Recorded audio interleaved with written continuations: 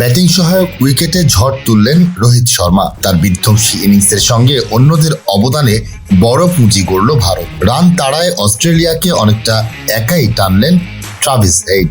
তবে শেষ পর্যন্ত লক্ষ্যের ধারে কাছেও যেতে পারল না অজিরা। টি-20 বিশ্বকাপের সেমিফাইনালে উঠল ভারত। সোমবার সেন্ট লুসিয়ায় সুপার 8-এর ম্যাচে ভারতের জয় 24 রানে। 205 রানের পুঁজি গড়ে অস্ট্রেলিয়াকে 181 রানে আটকে দেয় রোহিত শর্মার দল। এই হারে অস্ট্রেলিয়ার সেমিফাইনালের ভাগ্য আর নিজের হাতে রইল না। তাকিয়ে থাকতে হবে বাংলাদেশ আফগানিস্তান ম্যাচের দিকে। ম্যাচটি পরিত্যক্ত হলে কিংবা আফগানিস্তান জিতলে তারা সেমিফাইনালে উঠে যাবে। ওয়ালটন ফ্রিজ কিনে অনেকের মতো আপনিও হয়ে যেতে পারেন মিলেনিয়াল। সেরা পণ্যের সেরা অফার। আর বাংলাদেশ যদি 160 রান করে 62 রানে জিততে পারে তাহলে তারা যাবে সেমিফাইনালে।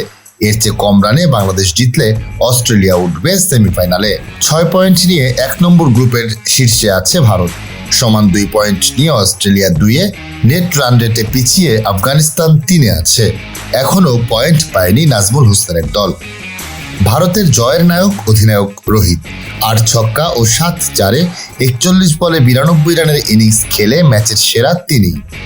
ভারত প্রথমে ব্যাট করে তোলে 5 উইকেটে 205 রান। জবাবে 7 উইকেট হারিয়ে 181 রানে আটকে যায় অস্ট্রেলিয়া।